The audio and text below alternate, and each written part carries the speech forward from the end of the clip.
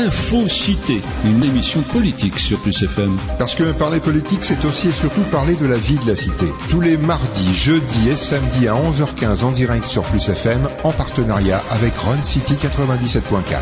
Info-Cité pour parler politique autrement. Info-Cité avec Jean-Pascal Jeu. Et on parle politique autrement. Jean-Pascal et son invité, bonjour. Bonjour Bernard, bonjour à tous. Notre invité ce matin, c'est Philippe Leconstant. Bonjour Philippe Leconstant. Bonjour. Philippe Leconstant, secrétaire fédéral du Parti Socialiste. Tête de liste, d'ailleurs socialiste, dans la 8e circonscription des Outre-mer pour les élections européennes, puisqu'on va parler, bien sûr, élections européennes. Philippe Leconstant, qu'est-ce qui vous a intéressé, qu'est-ce qui vous a séduit pour vous présenter justement ce scrutin européen ? D'abord, l'Europe, c'est passionnant, c'est notre présence, c'est notre avenir. Moi, j'ai côtoyé longtemps à Saint-Benoît un député européen, Jean-Claude Fruteau, qui nous parlait beaucoup des dossiers européens. Il s'était, lui, passionné pour l'Europe. Et puis, le fait d'être donc le premier secrétaire fédéral du Parti socialiste à La Réunion, il était légitime que la liste soit conduite par celui qui est actuellement donc le premier secrétaire de la fédération. Alors, justement, cet intérêt pour les Européennes, vous l'avez dit, c'est Jean-Claude Fruteau, qui a un petit peu motivé tout ça. Mais dites-moi, vous n'êtes pas le seul représentant des Outre-mer, puisque pour la 8e circonscription, notamment les circonscriptions spécifiques à l'outre-mer, on représente l'ensemble des territoires ultramarins. Comment se compose cette mixité de listes européennes ? Alors, juste aussi un complément. Il se trouve que moi, mon métier, ça a été le métier d'enseignant. Donc, j'ai enseigné l'histoire-géographie au collège. Et donc, forcément, dans les programmes d'histoire et de géographie, on parle beaucoup de l'Europe, de la géographie, de la politique, de l'histoire de l'Europe. Donc, effectivement, c'est passionnant pour moi. Donc, il s'agit d'une circonscription des Outre-mer qui regroupe donc les 11 territoires d'Outre-mer, départements, pays d'outre-mer, qui s'étendent sur 3 océans. L'océan Atlantique avec les Antilles-Guyane, l'océan Pacifique avec la Nouvelle-Calédonie, la Polynésie et Wallis et Futuna, et l'océan Indien avec la Réunion et Mayotte. Donc 11 territoires qui constituent une circonscription d'outre-mer où 3 sièges sont en jeu. Un siège de député européen pour l'Atlantique, un siège pour le Pacifique, un siège pour l'océan Indien, et donc une liste unique avec des candidats, des candidates, puisque c'est la parité là aussi, qui représentent donc ces territoires. Et donc j'ai l'honneur de conduire la liste du Parti socialiste avec 2 autres titulaires, donc Marie-Claude Tjibaou, qui est l'épouse de Jean-Marie Tjibaou, qui a été une personnalité donc en Nouvelle-Calédonie. Elle sera sur ma liste la représentante du Pacifique. Et le numéro 3, donc le 3e titulaire, le représentant des Antilles-Guyane, Louis-Joseph Monscourt, qui est martiniquais. Donc tous les 3, nous conduisons cette liste et il y a 6 autres suppléants qui représentent Mayotte, Wallis et Futuna, la Guyane, la Guadeloupe. Et donc nous allons mener une campagne ensemble avec évidemment chacun des 3 titulaires qui va animer principalement la campagne dans son territoire. Moi évidemment en tant que tête de liste, je pouvais pas me permettre de rester sur l'océan Indien et donc je suis allé récemment effectivement aux Antilles-Guyane pour mettre en place les équipes de campagne. Alors on va en parler justement au cours de cette émission, mais ce dont on se rend compte finalement en écoutant votre explication, c'est qu'il a fallu quand même arriver à une arithmétique assez subtile, puisqu'il y a 3 territoires, 3 océans, 3 têtes de liste, et finalement il y a vraiment 3 places à prendre. Il y a 3 sièges donc qui sont en jeu et chaque zone géographique aura son député ou sa députée européen ou européenne. Donc des listes paritaires et des listes qui représentent, en tout cas nous, ça a été notre volonté. C'est pas forcément le cas de beaucoup d'autres listes, mais nous, notre volonté, c'est de présenter un maximum de candidats et de candidates. Et donc, nous avons sur notre liste des représentants de la Réunion, de Mayotte, de la Nouvelle-Calédonie, de la Polynésie, de Wallis et Futuna, de Guyane, de Guadeloupe et de Martinique. Et donc, nous allons faire cette campagne. Donc, je suis la tête de liste, ce qui paraît logique, puisque la Réunion est le territoire le plus peuplé des 11 territoires d'outre-mer, ouais.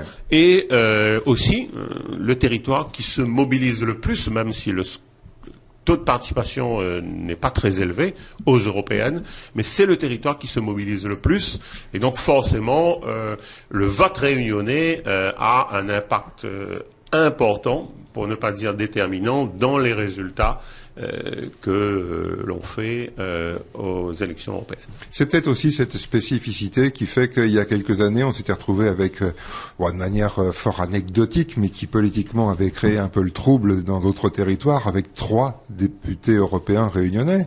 Si ce sont des votes nominatifs, effectivement, la Réunion a plus de votants que l'ensemble de tous les autres territoires. Donc, on est arrivé effectivement à l'élection de 3 réunionnais en 2004 pour représenter les Outre-mer. Donc, le système électoral, le mode de scrutin a changé pour permettre effectivement à chacune des 3 sections, ça s'appelle comme ça, géographiques, d'avoir son député. Donc, ça, c'est effectivement logique, c'est la seule logique de ce mode de scrutin. Pour le reste, c'est très compliqué parce qu'on peut faire un bon score et ne pas être élu, on peut faire un mauvais score et être élu. Le principe, c'est qu'il faut terminer dans les 3 premiers pour avoir un siège. Et la liste arrivée en tête, elle a son siège dans la section géographique où elle a fait son meilleur score, son meilleur pourcentage. Ensuite, c'est la liste arrivée en numéro 2. Qui a son élu dans l'une des 2 sections qui restent où elle a fait son meilleur score, et la liste arrivée en 3e position, elle prend la section qui reste. Elle a un élu, mais dans la section géographique qui reste. Donc, il est impossible de faire des pronostics avant l'élection. C'est très compliqué comme mode de scrutin, finalement. C'est très compliqué, et ça n'aide pas, évidemment, à la mobilisation, parce que les gens ne sont pas habitués à ce mode de scrutin, où encore une fois, on peut faire un bon score et ne pas être élu, on peut être tête de liste, arriver en tête et ne pas être élu. Donc ça n'aide pas à la mobilisation, mais voilà, c'est le mode de scrutin qui permet un équilibre entre les 3 régions géographiques de ces Outre-mer. Alors Philippe Leconstant, vous l'avez dit, vous êtes tête de liste donc pour cette 8e circonscription. Donc, vous avez fait le tour des territoires finalement. Pas encore. Je suis allé à Mayotte, qui fait partie donc de l'océan Indien, et je me suis rendu là il y a une dizaine de jours en Martinique, en Guadeloupe, en Guyane. C'est pas la porte à côté, il y a un décalage horaire important. Quand il fait nuit ici, il fait presque jour là-bas, donc et c'est encore le décalage est encore plus fort avec le Pacifique. Mais bon, il était normal qu'en tant que tête de liste, je me rende dans ces 3 départements de la zone atlantique pour à la fois présenter officiellement nos candidats sur ces territoires, Guadeloupe, Martinique, Guyane, et installer nos équipes de campagne. Maintenant, les choses ont été faites, ils ont lancé leur campagne, et moi, je me consacre évidemment maintenant beaucoup plus au territoire de l'océan Indien, où il s'agit donc de mener cette campagne à La Réunion et à Mayotte pour convaincre les Réunionnaises et les Réunionnais déjà de l'importance de l'Europe, ce qui n'est pas facile parce que l'Europe, c'est très loin quand on est dans les Outre-mer. C'est très abstrait, mais finalement c'est aussi très concret parce qu'on sait que les financements européens sont pour beaucoup dans le développement de nos territoires. Aucun grand chantier qui a été mené à bien ou qui a été entamé dans les Outre-mer, et je vais parler principalement de la Réunion, n'aurait pu se réaliser sans l'aide financière de l'Europe. Du basculement des eaux d'est en ouest, un énorme chantier, au développement de l'aéroport Roland-Garros, en passant par l'extension du port, par la route des Tamarins, maintenant la route du littoral, tous les grands chantiers, et même la construction des lycées à La Réunion, les aides aux agriculteurs, tout ça, ça bénéficie de l'aide financière de l'Europe. Donc c'est très important. Sans l'Europe, nous ne pourrions pas mener à bien financièrement ces chantiers. Donc l'Europe, c'est très important pour nous, c'est capital, et ça sera encore vrai dans l'avenir. Les dotations, par exemple, à La Réunion, sont en hausse cette année au niveau européen. Donc c'est très important. Mais en même temps, ça n'est pas perçu forcément comme étant important par les Réunionnais, parce que je dirais que ça ne touche pas véritablement leur vie quotidienne. Et puis, finalement, c'est pas tout le monde qui est au courant que les financements européens nous permettent de mettre en place ces grands chantiers. Donc, il faut profiter de cette campagne pour expliquer à la population l'importance de cette aide financière, parce que sans financement, vous ne pouvez pas mener à bien ces chantiers. Donc les bienfaits de l'Europe qui nous finance, qui est un guichet qui nous subventionne. Et puis, et là on touche à ce qui est pour nous socialistes à l'enjeu de ces élections. Certes, l'Europe c'est important pour nous, mais en même temps, cette Europe qui existe aujourd'hui, telle qu'elle a été construite, ne nous satisfait pas. Parce que nous ne pouvons pas limiter le rôle de l'Union européenne qui a toujours été un rêve pour nous socialistes, pas seulement pour nous, mais notamment pour nous. Un rêve d'unité, bien sûr. Le fait que des pays qui se sont fait la guerre à de nombreuses reprises dans l'histoire, qui se sont massacrés et qui aujourd'hui sont unis, travaillent ensemble. Cette Europe qui est devenue la première puissance commerciale, économique du monde, c'est une réussite. Mais l'Europe ne peut pas, pour nous, se limiter à un guichet qui distribue des subventions. Ça va même, Philippe Leconstant, je vous coupe, ça va même quelquefois un petit peu au-delà. On a même quelquefois affaire, et on l'a vu notamment en ce qui concerne la situation en Grèce, en Espagne et au Portugal, on a même affaire à une Europe, et on le voit aussi depuis quelque temps vis-à-vis de la France, à une Europe un tant soit peu dictatoriale. Alors, une Europe, d'abord une Europe libérale. Qui a mis comme priorité dans la construction européenne tout ce qui touche au commerce, aux finances. L'Europe, ce qu'est aujourd'hui l'Europe, c'est une puissance commerciale, une puissance financière, c'est donc une puissance économique, c'est les banques, c'est l'euro. Donc tout ça, oui. Mais l'humain est où là-dedans? Mais l'humain, il est absent. Ouais. Il est trop absent. Il n'est pas prioritaire en tout cas. Il existe. Parce que quand on demande des plans de rigueur, de faire des sacrifices, de faire des réductions, c'est compliqué pour les pays. C'est difficile. Ça a des impacts. Et ça n'est pas prioritaire. Et c'est pour ça que nous ne nous reconnaissons pas dans cette Europe, parce qu'elle est incomplète. Un peu le sentiment que c'est une Europe qui marche sur une jambe. La jambe économie, finance, banque, monnaie, mais il manque l'autre jambe. C'est le social, c'est l'humain. C'est toutes les problématiques que nous connaissons ici. L'Europe ne fait pas assez pour la jeunesse. L'Europe ne fait pas assez pour l'emploi. L'Europe ne fait pas assez pour protéger le citoyen. Vous parliez tout à l'heure de l'exemple de la Grèce. Oui, bien sûr, il faut une rigueur pour éviter les dérives qui mettent tout le monde en difficulté. Mais nous voulons qu'il y ait une réorientation de la politique européenne vers l'humain, vers le social. Nous voulons, par exemple, un SMIC dans chaque État de l'Union européenne. C'est loin d'être le cas aujourd'hui. Le fait qu'aujourd'hui, en Europe, en 2014, en Europe, des travailleurs n'aient pas un salaire minimum, ça, en tant que Français, réunionnais, ça nous choque. Prenez l'exemple de l'Allemagne, qui n'a jamais connu le SMIC. Pourtant, c'est le pays le plus puissant d'Europe. Madame Merkel présentait, à juste titre, comme la personnalité la plus influente en Europe. Eh bien, elle a gagné les élections en Allemagne, mais pas suffisamment pour diriger seule. Donc, elle a eu besoin d'une coalition avec les sociodémocrates, les socialistes allemands, qui ont dit OK, dans l'intérêt du pays, mais nous, on veut des exigences au niveau social. Et c'est comme ça que le SMIC a été mis en place en Allemagne. Si aujourd'hui, il existe ce salaire minimum en Allemagne, c'est grâce aux socialistes. Eh bien, ce que les socialistes ont réussi en Allemagne, le pays de Madame Merkel, on peut le réaliser. On veut le faire ailleurs. Et donc, ce combat, parmi d'autres, c'est pour nous emblématique de cette Europe que nous voulons construire, plus humaine, plus proche du citoyen et qui prend davantage en compte les questions humaines et non pas seulement la libre circulation des biens et des marchandises. Et on va en reparler au cours de cette émission. On va marquer une première pause, Philippe Le Constant.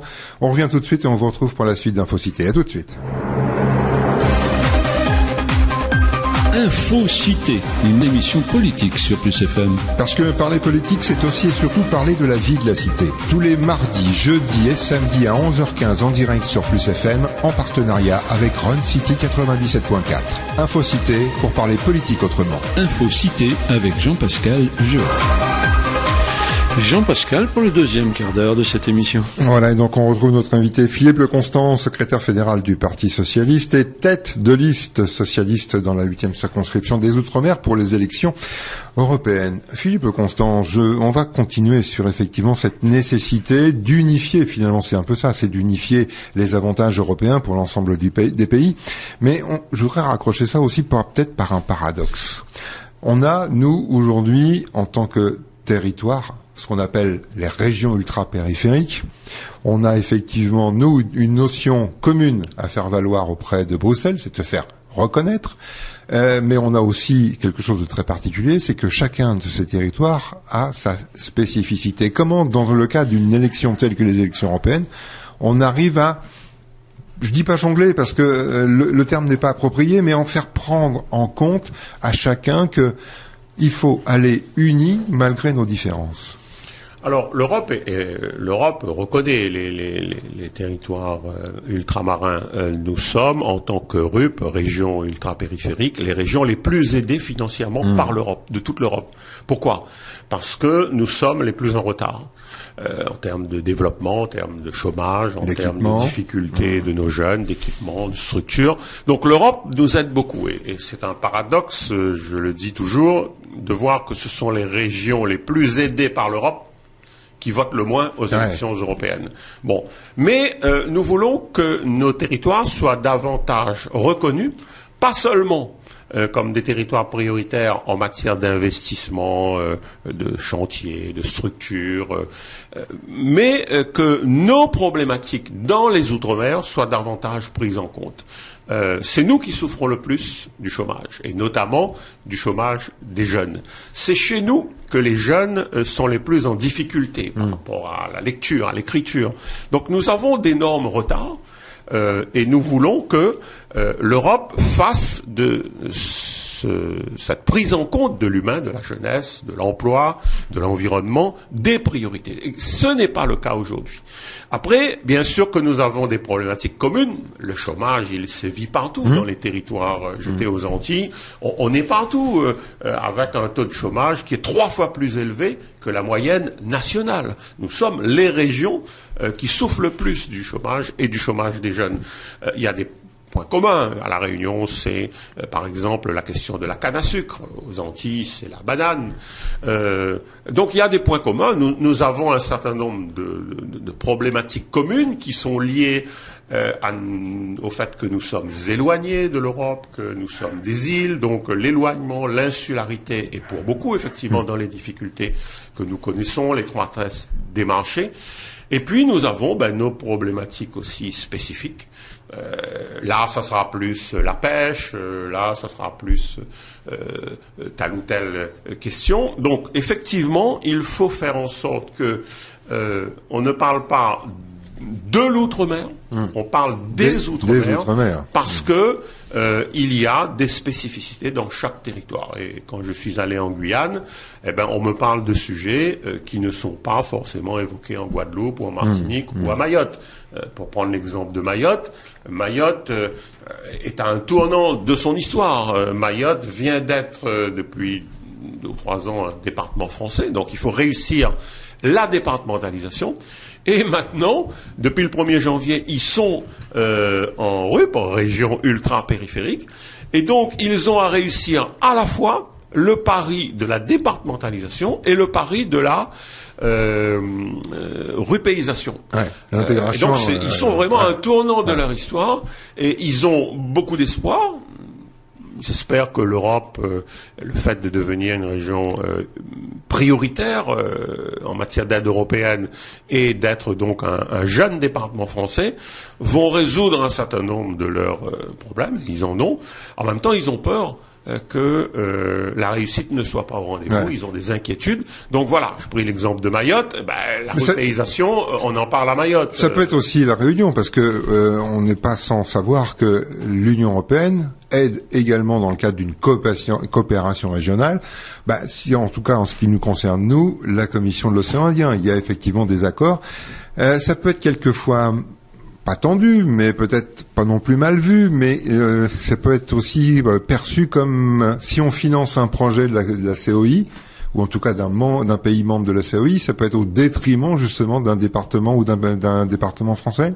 Comment c'est perçu justement? Parce que là, c'est aussi un paradoxe que c'est toujours partagé, parce que il y a à la fois la Réunion, tout le monde le dit, c'est vrai, la Réunion est un bon élève de l'Europe. Et il est bien, je le disais aux Mahorais à qui j'ai rendu visite, et j'irai les revoir. La Réunion a réussi à devenir un bon élève de l'Europe, et il y a effectivement pour les Mahorais à prendre l'exemple de ce qui s'est passé à la Réunion sans renouveler les erreurs qui ont été faites. Mais nous sommes un bon élève de l'Europe. Mais nous ne sommes pas, la Réunion, c'est la France dans l'océan Indien, c'est l'Europe dans l'océan Indien. Mais en même temps, nos voisins, nos territoires ne sont pas dans l'Union européenne.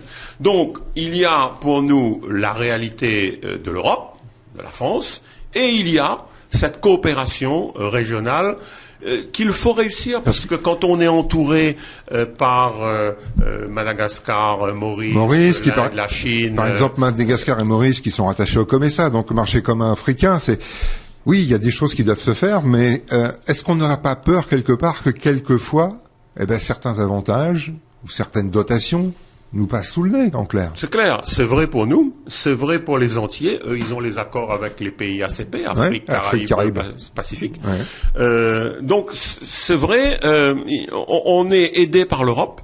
En même temps, l'Europe conclut des contrats. On siège à l'Europe. On siège à l'Europe, mais en même temps, l'Europe, elle fait de nous des régions prioritaires dans les investissements qu'elle nous garantit. Mais en même temps, l'Europe a aussi des accords commerciaux, notamment avec, vous l'avez dit, des pays de la zone océan Indien, avec les pays de l'ACP. Et parfois, on peut avoir le sentiment que finalement, cette aide-là accordée aux autres, elle pourrait être au détriment. Oui, elle peut être au détriment. Bon, je crois qu'il ne faut pas raisonner comme ça. Il est normal que l'Europe conclue des accords avec les autres territoires, avec les autres continents.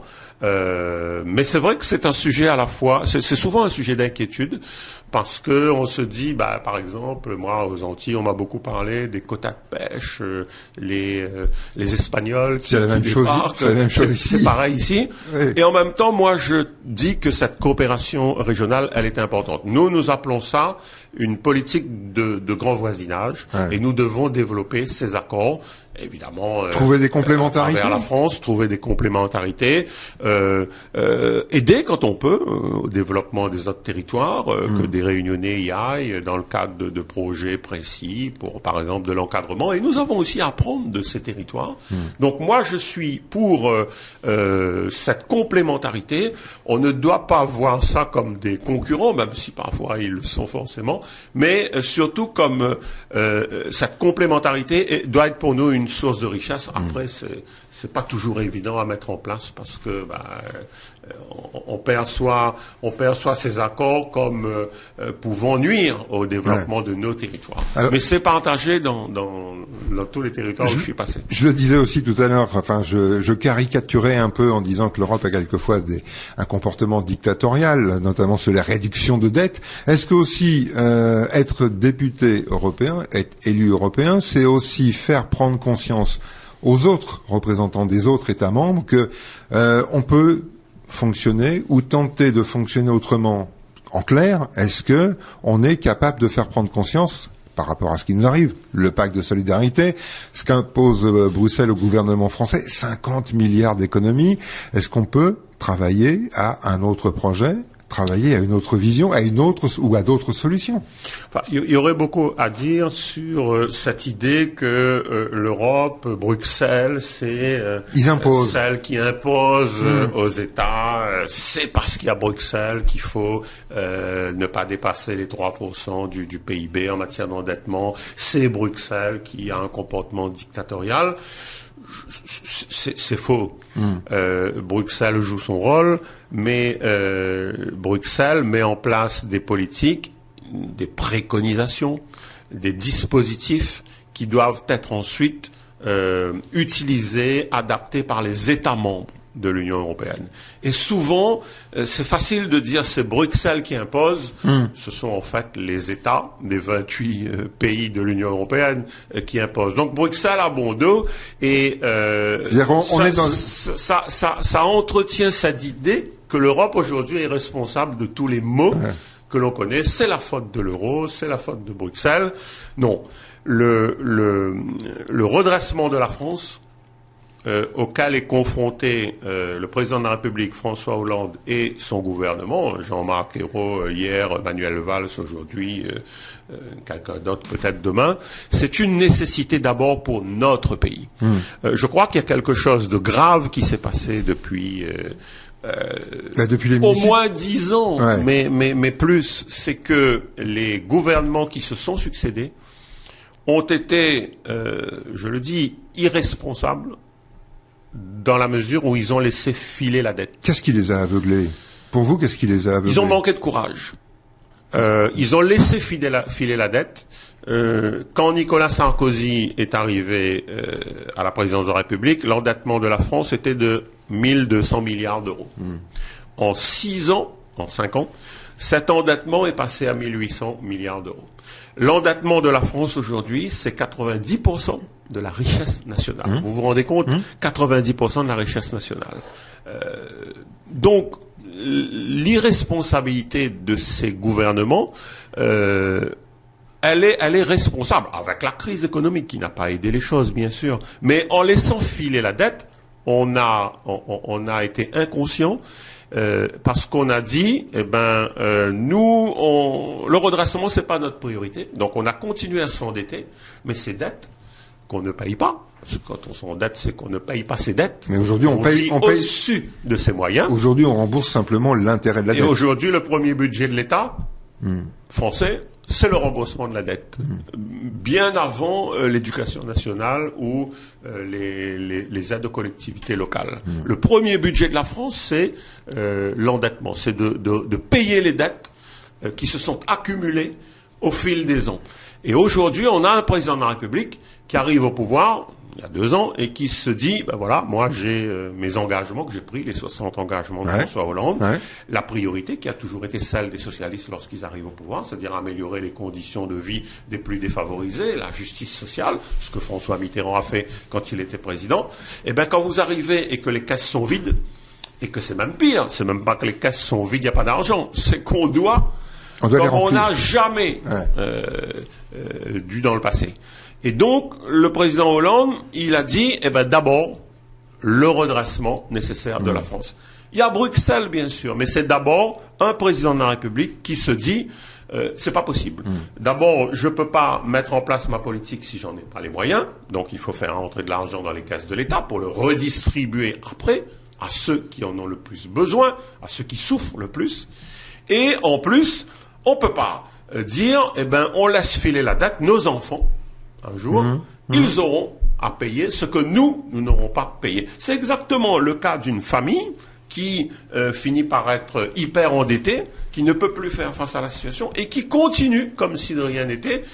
Tôt ou tard, ce que les parents n'ont pas fait, ce sont les enfants qui auront à le faire. Est-ce que c'est responsable de laisser ce cadeau à nos enfants et à nos petits-enfants? Donc, on a un gouvernement qui a décidé de redresser la situation du pays, d'en faire la priorité, parce que c'est nécessaire. Alors évidemment, quand vous redressez une situation, vous prenez des mesures difficiles, douloureuses, qui sont impopulaires, qui vous rendent impopulaire, et on le paye notamment lorsqu'il y a des élections ou dans les études de code de popularité. Et on l'a vu aux élections municipales. On l'a vu aux municipales, le fait qu'une partie de notre électorat, qui ne se reconnaît pas dans cette politique, s'abstient, nous fait perdre des communes, nous augmente le pourcentage. On voit même des députés qui s'abstiennent, d'ailleurs pas plus tard qu'il y a quelques jours, effectivement, sur le pacte de responsabilité proposé par le gouvernement et le Premier ministre. Alors, sur ce point,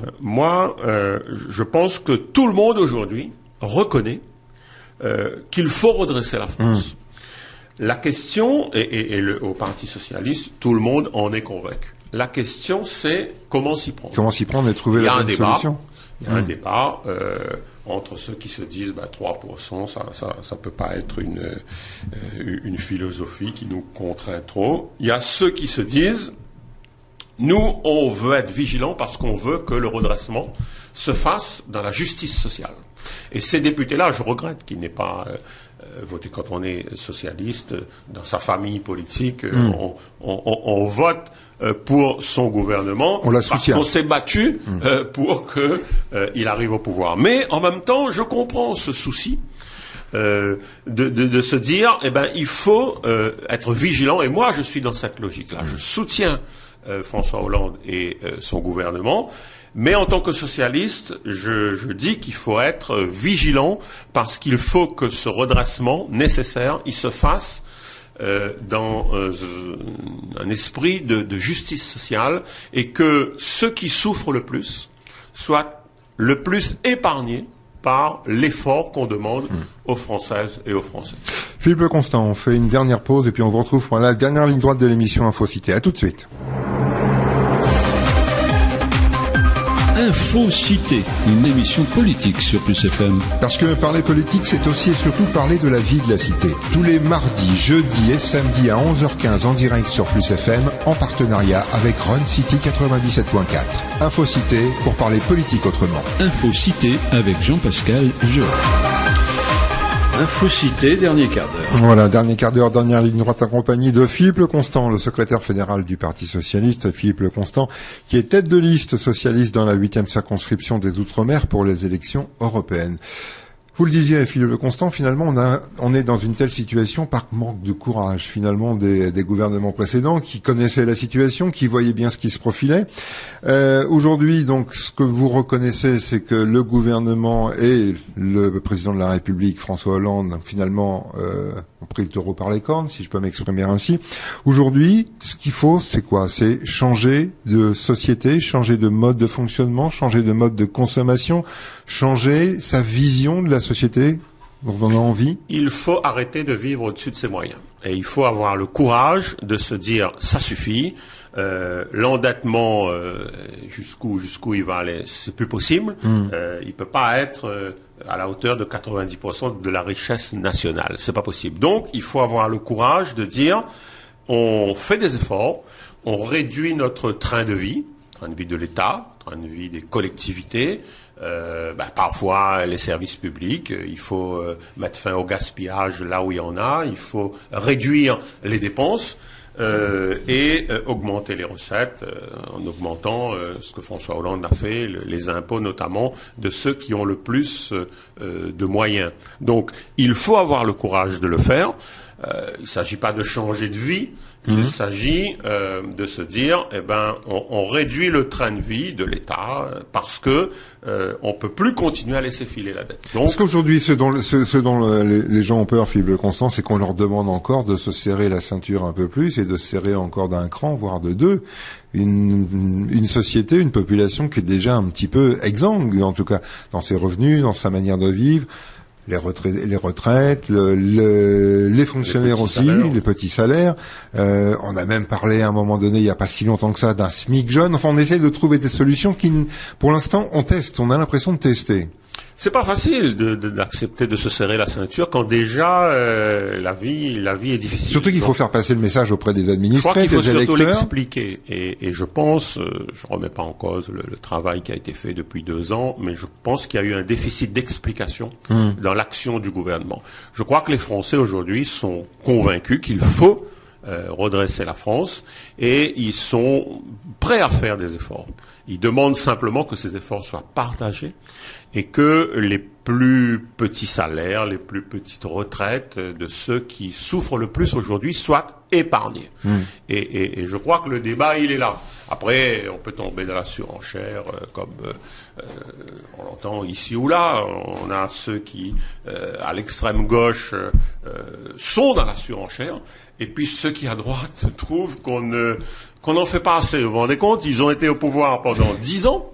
Ils n'ont rien fait pour redresser la situation du pays. Et aujourd'hui, ils nous disent « Ah oui, mais 50 milliards, c'est bien, mais ça suffit pas. Il faudrait 100 milliards d'économies. » C'est prendre les gens pour des imbéciles. Et il faut vraiment avoir du culot pour aujourd'hui dire « Nous, on n'a rien fait, mais vous, allez-y, vous en faites pas assez. » Donc voilà, on est dans cette situation-là. Mais je pense que les Français, ils savent aujourd'hui qu'il faut faire des efforts. Quand vous voyez la situation de l'Allemagne, tout le monde dit aujourd'hui, l'Allemagne, c'est le pays qui ne connaît pas la crise. Oui, mais l'Allemagne a baissé ses salaires. Elle a su, au moment où il le fallait, avec d'ailleurs à l'époque des socialistes, je crois d'ailleurs c'était un socialiste, elle a su prendre des mesures difficiles que les socialistes, que les sociodémocrates allemands ont payé au prix cher parce qu'ils sont devenus impopulaires, ils ont perdu les élections. Mais aujourd'hui, les Allemands savent que si ils sont dans la situation dans laquelle ils sont, et que beaucoup envient, même si on n'est pas à l'Allemagne, c'est pas le modèle pour nous, mais c'est effectivement le pays qui résiste le mieux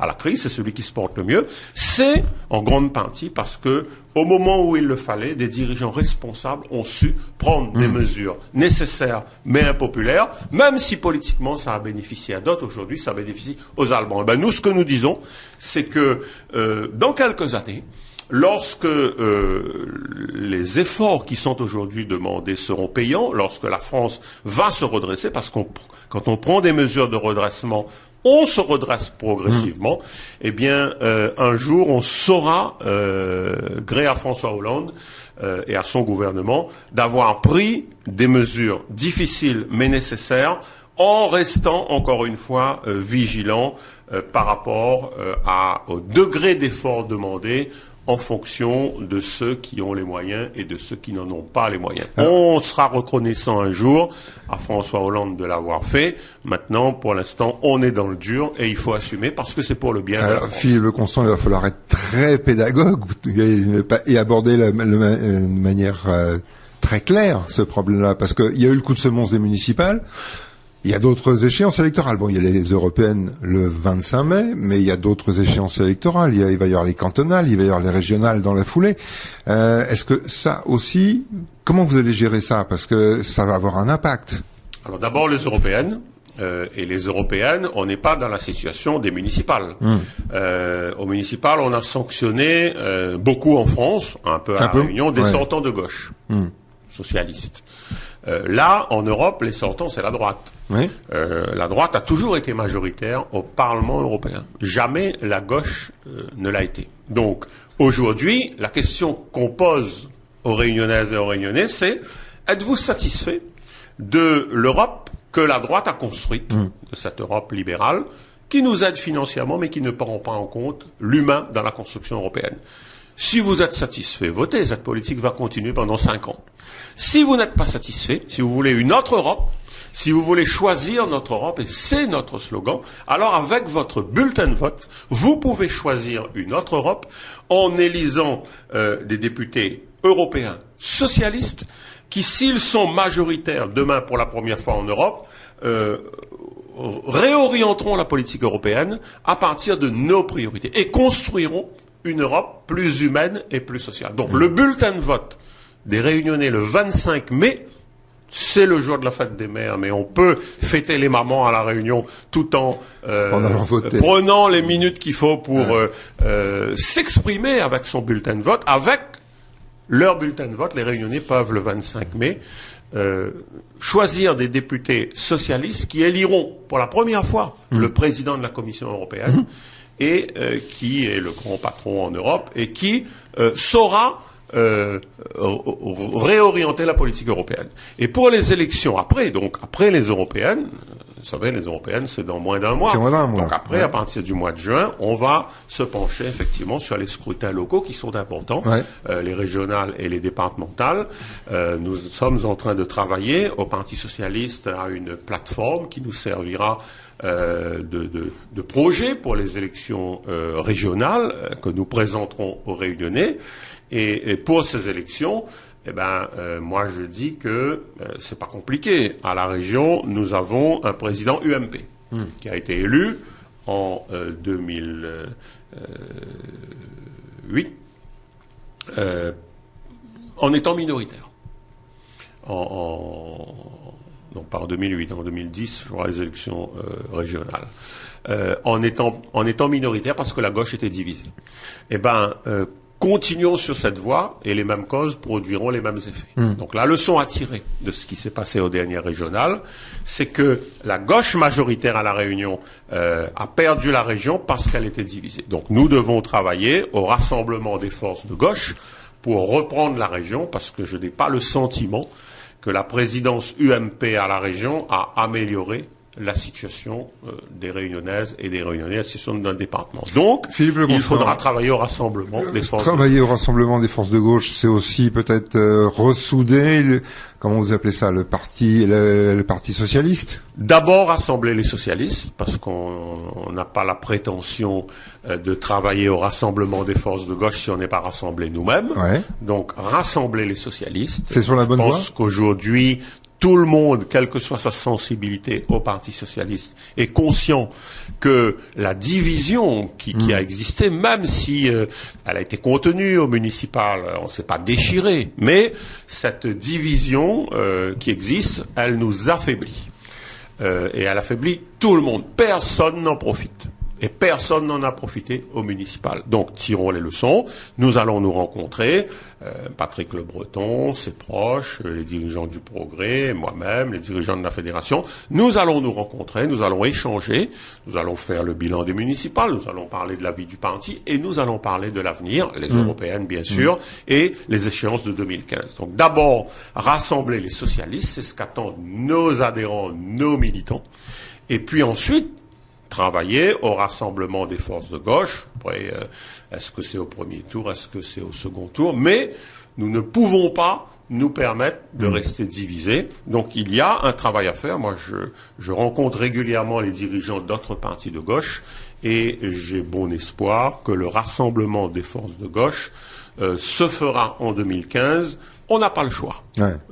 On perdra si on est divisé. On gagnera, on aura des chances de gagner en tout cas si on est unis. Surtout que apparemment la gauche s'est un peu dispersée. Le PCR, le PLR, le Front de gauche, et qui encore demain? Beaucoup de partis effectivement qui sont nés de déchirures, de scissions.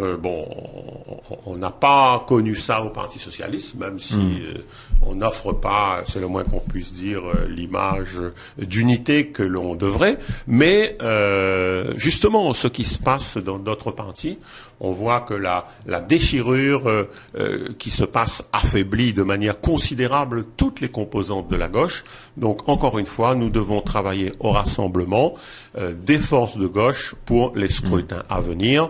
Et il faut être conscient des difficultés, c'est pas facile. Si des personnes se sont déchirées, il y a des raisons, il y a des cicatrices, il y a eu des blessures, mais ça peut se faire parce qu'il y va de notre intérêt. Et pour nous, pardonnez-moi de le dire, il me semble qu'il y va de l'intérêt de la Réunion. Il nous reste 2 minutes, Philippe Leconstant. Je voudrais revenir quand même une dernière fois sur les élections européennes. Vous l'avez dit tout à l'heure, 28 pays membres. Aujourd'hui, 28 pays, c'est le bon chiffre. Il y en a trop, il y en a moins, il faut en rajouter. ça fait beaucoup.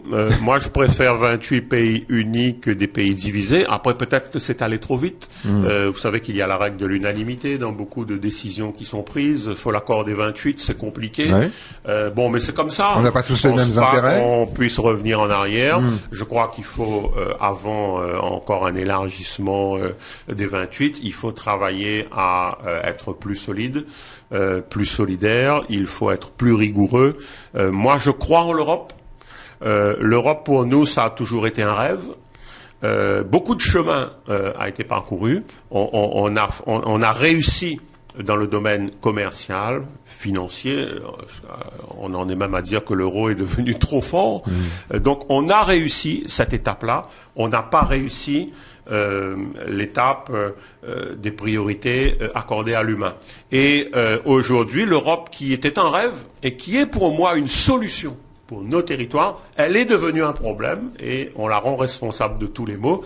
Donc moi je crois en l'Europe, mais il faut travailler à ce que la politique européenne ne soit pas uniquement concentrée sur l'aspect commercial et financier. Et mettons plus d'humains dans l'Europe avec les socialistes, parce qu'avec la droite, on ne l'aura pas. La droite, elle continuera à construire cette Europe libérale qu'elle offre aujourd'hui à la population et dans laquelle la population ne se reconnaît pas. Donc travaillons à une Europe plus humaine avec les socialistes et je suis sûr que les Réunionnaises, les Réunionnais, les Français se reconnaîtront davantage dans une Europe plus humaine. C'est l'enjeu des élections européennes du 25 mai. Il faut voter, il faut utiliser son bulletin de vote pour dire nous voulons une Europe plus humaine, nous voulons choisir notre Europe, faisons-le avec les socialistes et donnons la chance au changement en Europe. Merci en tout cas Philippe Leconstant d'avoir accepté cette invitation et d'avoir participé avec nous à InfoCité. Merci à vous. Merci de m'avoir invité. Et bonne journée à l'écoute de Plus FM.